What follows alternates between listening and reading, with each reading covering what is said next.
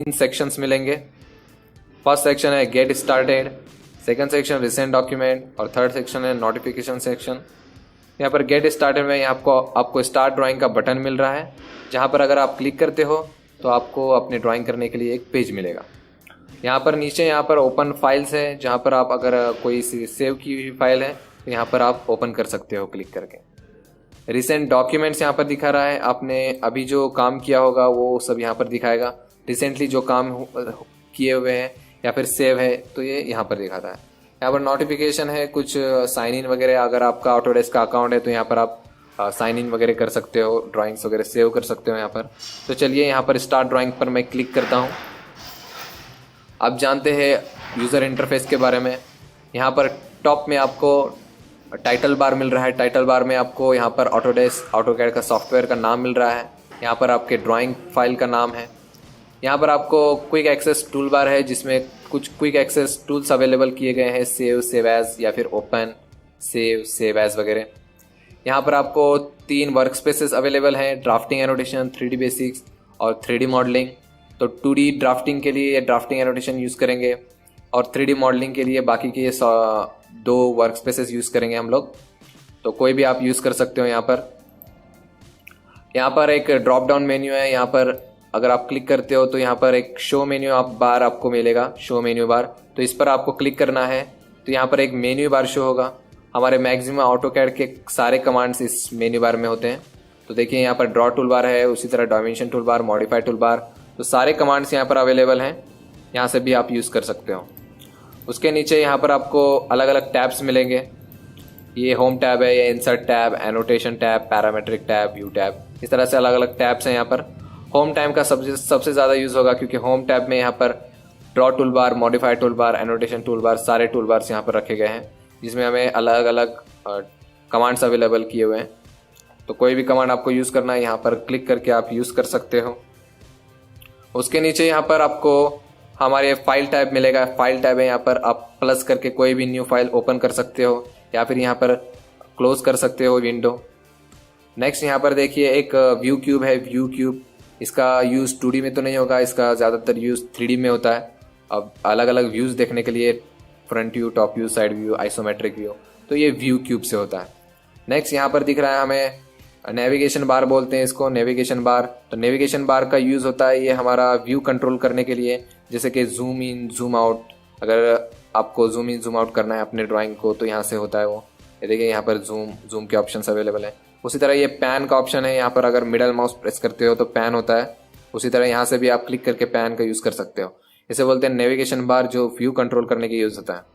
यहाँ पर एक कमांड लाइन में कोई भी कमांड टाइप करके आप यूज़ कर सकते हो, और बहुत से इसके यूजेस हैं, तो धीरे धीरे हम वो सब सीखेंगे।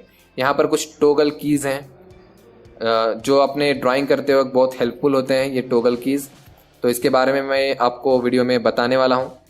चलिए अब जानते हैं कुछ इनिशियल सेटिंग्स के बारे में। तो सबसे फर्स्ट सेटिंग आपको करनी है यूनिट। अब यूनिट क्या होता है? तो यूनिट बेसिकली आप किस मेजरमेंट में अपनी ड्राइंग बनाने वाले हो, इसके सेटिंग्स हमें करने हैं। जैसे कि आप मैकेनिकल इंजीनियर हो तो आप mm में काम करोगे, तो ड्राइंग्स आप mm में बनाओगे तो mm सेट करना पड़ेगा।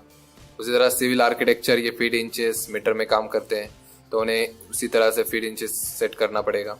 तो ये यूनिट की सेटिंग है। चलिए करते हैं। तो यूनिट सेट करने के लिए आपको अपने कीबोर्ड से UN टाइप करना है, शॉर्टकट। तो शॉर्टकट यूज़ करेंगे हम लोग ज़्यादातर, तो UN टाइप कीजिए यहाँ से। तो UN से या यूनिट आ रहा है, यहाँ पर एंटर करना है। यहाँ पर देखिए, यहाँ पर पहले से इंचेस सेट था डिफ़ॉल्ट सेटिंग। आपको यहाँ से कोई भी यहाँ पर यूनिट सेट कर सकते हो। आप जिस मेजरमेंट में आप काम करने वाले हो, मिलीमीटर, मीटर, तो यहाँ पर सेट कर सकते हो। फिलहाल मैं मिलीमीटर सेट करता हूँ। नेक्स्ट यहाँ पर दिखा रहा है आपको प्रिसीजन। तो प्रिसीजन क्या होता है कि हमारे जो ड्राइंग्स है वो कितने डेसिमल प्लेसेस तक हम लोग वैल्यू यूज़ करने वाले हैं, वो जनरली यहाँ से सेट करते हैं। कि आप पॉइंट के बाद 2 डेसिमल यूज़ करने वाले हो या 3 डेसिमल यूज़ करने वाले हो, तो आपको जितने डेसिमल वैल्यूज़ यूज़ करने हैं आप यहाँ से सेट कर सकते हो। फिलहाल मैं यहाँ पर 0.000 सेट करता हूँ। यहाँ पर डेसिमल, यहाँ पर आप आर्किटेक्चरल इंजीनियर कोई भी सेट कर सकते हो। अगर आप फीट इंचेस में काम करने वाले हो तो आप यहाँ पर आर्किटेक्चरल सेट कर सकते हो। अपने हिसाब से प्रेसिजन सेट कर सकते हो, यहाँ पर 0 0, और यहाँ पर आप फीट में काम कर सकते हो। ये सिविल और आर्किटेक्चरल के लिए फीट इंचेस के लिए सेटिंग है। फिलहाल मैं मैकेनिकल के सेटिंग करता हूँ मिलीमीटर, और यहाँ पर डेसिमल कर देता हूँ, और यहाँ पर प्रिसीजन 0.000 रखता हूँ। तो यहाँ पर ओके करता हूँ, यूनिट सेट हो चुका है। नेक्स्ट सेटिंग है लिमिट्स। लिमिट सेट करना है। अब लिमिट कैसे सेट करते हैं, तो लिमिट सेट करने के लिए आपको LIM टाइप करना है, अपने कीवर्ड से LIM एंटर करना है। तो पहले तो आपको लिमिट के बारे में पता होना चाहिए कि लिमिट होता क्या है। तो लिमिट जनरली हमारा ड्राइंग एरिया होता है। तो हम लोग कितने एरिया में ड्राइंग करने वाले हैं ये हमें सेट करना है, ठीक है। तो मैं आपको थोड़ा सा एक्सप्लेन कर देता हूँ इस इमेज की मदद से। तो देखिए हमारा ये जनरल एक ड्राइंग है। तो ड्राइंग की साइज लगभग 60 mm लेंथ है और 40 mm हाइट है। तो इसके हिसाब से हमारा ड्राइंग एरिया ये सेट करना होगा। तो ड्राइंग एरिया किस तरह से सेट करते हैं, तो यहाँ पर ओरिजिन से हमारा ड्राइंग एरिया स्टार्ट होगा 0,0 से और यहाँ पर ख़त्म होगा। तो हमें अपना एरिया सेट करेंगे, ड्राइंग से वो बड़ा एरिया होगा। देखिए यहाँ पर थोड़ा सा गैप और नीचे थोड़ा सा गैप एक्स्ट्रा है। तो जनरली जो लिमिट सेट करते हैं वो हमारे ड्राइंग से थोड़ा बड़ा होता है। तो ड्राइंग अभी 60/40 mm की है, तो हम लोग 100/100 mm का एरिया सेट कर सकते हैं। तो यहाँ पर 0,0 से हमारा एरिया स्टार्ट होगा और सेकंड कोऑर्डिनेट यहाँ पर x, y ये वैल्यू डालना है। x एक्सिस में 100 और y एक्सिस में भी 100, अपर राइट कॉर्नर। तो चलिए हम लोग यहाँ पर AutoCAD में सेट करते हैं। तो यहाँ पर लोअर लेफ्ट कॉर्नर पूछ रहा है, जो जनरली ओरिजिन की वैल्यू होती है। यहाँ पर 0 करना है, एंटर करना है, 0 करके कॉमा करना है आपको, कॉमा के बाद फिर से 0 करेंगे, एंटर करना है। उसके बाद आपको अपर राइट कॉर्नर डालना है। अपर राइट कॉर्नर आपकी साइज होगी लिमिट की। तो लिमिट की साइज 100, कॉमा या फिर टैब भी प्रेस कर सकते हो आप यहाँ पर स्विच करने के लिए। देखिए ये मैं बॉक्स स्विच कर सकता हूँ टैब से, या फिर आप अगर कॉमा करोगे 100 कॉमा तभी ये स्विच होता है। तो 100 में टाइप करता हूँ, एंटर करता हूँ। ये सेकंड सेटिंग हमारी लिमिट की सेटिंग हो गई है। अब देखिए जनरली मेरा ये जो एरिया दिखा रहा है यहाँ पर, अभी जो एरिया दिखा रहा है वो 14 mm का ही दिखा रहा है। मैंने 100 mm सेट किया था। तो ये 100 mm तब तक नहीं दिखाएगा जब तक आप जूम ऑल नहीं करते। तो आपको जूम ऑल करना है लिमिट सेट करने के बाद। तो मैं जूम ऑल करने के लिए मैं कीबोर्ड से Z एंटर प्रेस करता हूँ, A एंटर प्रेस करता हूँ। तो ये जूम ऑल का शॉर्टकट है, Z एंटर A एंटर।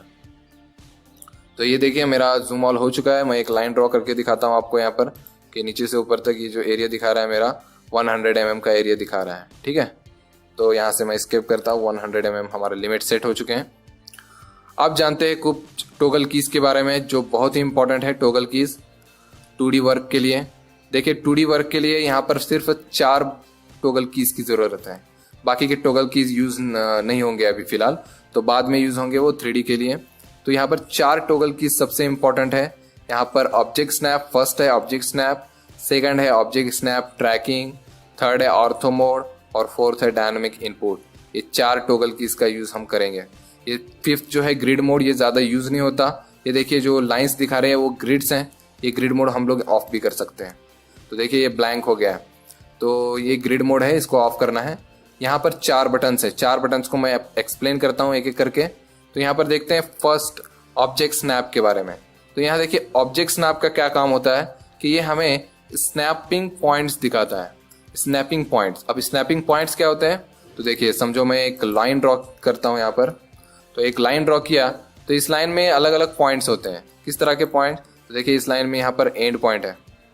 तो यहाँ पर मुझे एंड पॉइंट दिखा रहा है स्क्वायर में। इसका मिड पॉइंट भी यहाँ पर होगा। तो यहाँ पर अगर हम ड्रैग करेंगे माउस को तो यहाँ पर देखिए एंड पॉइंट है। तो यहाँ पर ट्राइंगल से मुझे एंड पॉइंट दिखा रहा है और इधर मुझे एंड पॉइंट दिखाएगा। तो यहाँ पर मिड पॉइंट है और यहाँ पर एंड पॉइंट है। ये सारे पॉइंट्स मुझे दिखा रहे हैं। ये किसकी वजह से दिखा रहा है, तो ऑब्जेक्ट स्नैप की वजह से, क्योंकि ये बटन ऑन है। ऐसे ही अलग अलग पॉइंट्स मुझे दिखाता है। समझो एक मैं सर्कल ड्रॉ करता हूँ, तो सर्कल के भी अलग अलग पॉइंट्स मुझे दिखते हैं। देखिए यहाँ पर आपको क्वाड्रेंट पॉइंट नज़र, यहाँ पर सेंटर पॉइंट नज़र आएगा और अलग अलग पॉइंट्स इस तरह से नज़र आते हैं। तो समझो मैं यहाँ से पॉइंट लेता हूँ, यहाँ पर टेंजेंट ड्रॉ करने की कोशिश करूँगा। देखिए यहाँ पर टेंजेंट पॉइंट भी दिखाएगा मुझे, ये टेंजेंट पॉइंट दिखा रहा है। इस तरह से हम ऑब्जेक्ट स्नैप का यूज़ कर सकते हैं। तो बहुत ही इंपॉर्टेंट टूल बार है, टॉगल की है। तो यहाँ पर देखिए यहाँ पर अंदर भी उसके कुछ सेटिंग है। अगर यहाँ पर आप एरो पर क्लिक करते हो तो यहाँ पर भी बहुत सारे सेटिंग है। तो आपको ध्यान रखना है कि बाहर से भी ऑब्जेक्ट स्नैप ऑन रखना है और यहाँ पर भी सारे बटन्स ऑन रहने चाहिए। देखिए अगर मैं यहाँ पर एंड बटन को ऑफ करता हूँ, मिड बटन को ऑफ करता हूँ, तो मुझे यहाँ पर एंड पॉइंट नहीं दिखाने वाला। तो यहाँ पर कोई स्क्वायर नहीं आ रहा है, इसका मतलब कोई भी स्नैपिंग पॉइंट यहाँ पर नहीं दिखा रहा है। तो मैंने यहाँ से बंद किया है। एंड पॉइंट यहाँ से भी चालू होना चाहिए और बाहर से भी चालू होना चाहिए। ठीक है, इसका खास ख्याल रखना है आपको कि ऑब्जेक्ट स्नैप ये बाहर से भी ऑन रहना चाहिए और अंदर से भी सारे पॉइंट्स ऑन रहने चाहिए। नेक्स्ट आपको यहाँ पर ऑब्जेक्ट स्नैप ट्रैकिंग दिखा रहा है। ऑब्जेक्ट स्नैप ट्रैकिंग का क्या यूज़ होता है? तो ये ट्रैक करने के लिए यूज़ होता है। समझिए मैं एक सर्कल बनाता हूँ यहाँ पर, तो एक सर्कल बनाता हूँ, तो इसके कोई भी स्नैपिंग पॉइंट्स हम लोग ट्रैक कर सकते हैं। ट्रैक कैसे करते हैं? तो समझिए मैं एक लाइन लेता हूँ यहाँ पर, इस सर्कल का सेंटर पॉइंट मुझे ट्रैक करना है, तो इस सर्कल के सेंटर पे जाता हूँ और ये ट्रैक हो गया। देखिए यहाँ पर, तो ये ट्रैक करके मैं इसकी सेंटर लाइन भी ड्रॉ कर सकता हूँ। इस तरह से हम लोग ट्रैकिंग पॉइंट्स का यूज़ करते हैं। देखिए और एक मैं पॉइंट यहाँ पर ट्रैक करता हूँ, इसका यहाँ पर सेंटर पॉइंट ट्रैक करता हूँ, यहाँ से ट्रैक किया ये, और ये ट्रैक करके मैंने ये लाइन ड्रॉ किया। तो ट्रैकिंग का भी बहुत यूज़ होता है। आप इस तरह से ट्रैक कर सकते हो कोई भी पॉइंट। ये देखिए लाइन के भी पॉइंट्स ट्रैक होते हैं, तो ग्रीन डॉटेड लाइन से सिर्फ आपको उस पॉइंट पे जाना है और साइड में आना है, ये पॉइंट ट्रैक हो जाएगा। ये जनरली ऑब्जेक्ट स्नैप ट्रैकिंग की वजह से होता है। नेक्स्ट यहाँ पर ऑर्थो मोड है। ऑर्थो मोड का क्या यूज़ होता है? तो ऑर्थो मोड से आप अपने लाइन को स्ट्रेट बना सकते हो। समझिए मैं एक लाइन बनाता हूँ, देखिए मेरी लाइन परफेक्टली स्ट्रेट आ रही है, एंगल में नहीं आ रही। हॉरिजॉन्टल और वर्टिकल लाइंस ड्रॉ हो रहे हैं। तो ये हॉरिजॉन्टल और वर्टिकल लाइंस बनाने के लिए आपको ऑर्थो मोड को ऑन करना पड़ेगा। अगर आप इस ऑर्थो मोड को ऑफ करते हो तो आपके लाइंस जो है वो हॉरिजॉन्टल या वर्टिकल नहीं आएंगे। देखिए मैं नहीं ड्रॉ कर सकता हॉरिजॉन्टल, वर्टिकल भी नहीं आएगा, ये एंगल में आएंगे। तो आपको ध्यान रखना है कि ऑब्जेक्ट स्नैप बहुत ही इंपॉर्टेंट है। आप ऑर्थो मोड यहाँ पर ऑन रखना है आपको। स्केप कर देता हूँ मैं। तो ये पॉइंट ऑर्थो मोड हो गया है। नेक्स्ट है डायनेमिक इनपुट। अब डायनेमिक इनपुट का क्या यूज़ है? तो डायनेमिक इनपुट जनरली हम जो कीबोर्ड से इनपुट टाइप करते हैं उसके लिए, तो क्या होता है कि हम लोग यहाँ पर शॉर्टकट टाइप करेंगे, समझो लिमिट के लिए LIM। तो देखिए यहाँ पर मुझे कर्सर के बाजू में यहाँ पर लिमिट टाइप हो रहा है, कर्सर के बाजू में टाइप हो रहा है। क्यों बाजू में टाइप हो रहा है? क्योंकि यहाँ पर डायनेमिक इनपुट ऑन है। अगर ये डायनेमिक इनपुट मैं ऑफ करता हूँ और कुछ टाइप करता हूँ, सॉरी ये बंद नहीं हुआ है, तो इसको बंद करेंगे यहाँ से और फिर कुछ टाइप करेंगे आप LIM। देखिए कर्सर के बाजू में कुछ भी टाइप नहीं हो रहा, सब टाइप हो रहा है यहाँ पर कमांड लाइन में टाइप हो रहा है। तो अगर आप यहाँ पर डायनेमिक इनपुट को ऑन रखते हो तो यहाँ पर कुछ भी आपके कर्सर के बाजू में टाइप नहीं होगा। हमारी ज़्यादातर नज़र कर्सर के वहाँ होती है, इसलिए आपको ये डायनेमिक इनपुट ऑन रखना है। जो भी टाइप होगा आपको वो कर्सर के पास दिखेगा। तो यहाँ से हम लोग ये सब डिलीट कर देते हैं। और भी इसका एक यूज़ होता है कि अगर हम लोग लाइन वगैरह ड्रॉ करते हैं तो ये हमें डायमेंशन भी दिखाता है। ये देखिए 4.574 दिखा रहा है। तो ये डायमेंशन भी टाइप कर सकते हो आप यहीं पे। अगर आप यहाँ पर डायनेमिक इनपुट ऑफ रखते हो तो ये डायमेंशन यहाँ पर नहीं दिखाएगा। देखिए कुछ डायमेंशन नहीं दिख रहे, और जो भी टाइप करोगे वो कमांड लाइन में टाइप होगा, आपके कर्सर के पास कुछ भी टाइप नहीं होगा।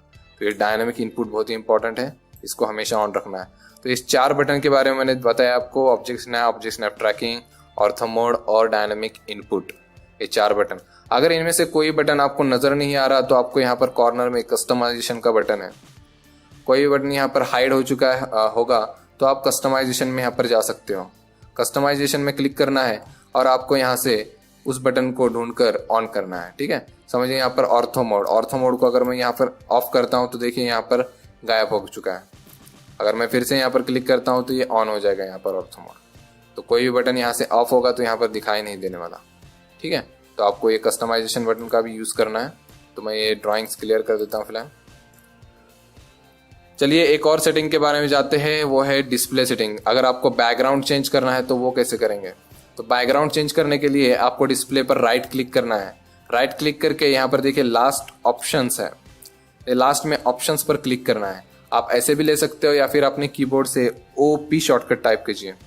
OP शॉर्टकट करने के बाद एंटर प्रेस करना है। ये देखिए मैंने एंटर प्रेस कर दिया, यहाँ पर ये डायलॉग बॉक्स ओपन हो चुका है। अगर मैं यहाँ पर डिस्प्ले में जाता हूँ तो डिस्प्ले में जाऊँगा तो यहाँ पर कलर सेटिंग है, यहाँ पर कलर्स पर क्लिक करना है और आप यहाँ पर कोई भी कलर सेट कर सकते हो। ज़्यादातर ब्लैक ही यूज़ करते हैं सब लोग, आप वाइट भी सेट कर सकते हो। वाइट करने के बाद यहाँ पर अप्लाई करना है और ओके करना है। फिलहाल मैं यहाँ पर चेंज करके फिर से इसको ब्लैक ही कर देता हूँ, ब्लैक अप्लाई कर देता हूँ, ओके कर देता हूँ। तो ज़्यादातर सेटिंग्स में ये ब्लैक ही होता है। तो आज के लिए इतना काफ़ी है। वीडियो में हम लोग कुछ ड्राइंग्स ट्राई करेंगे जिसमें हम लोग अलग अलग सेटिंग्स, डायमेंशन सेटिंग्स के बारे में जानेंगे। तो नेक्स्ट वीडियो ज़रूर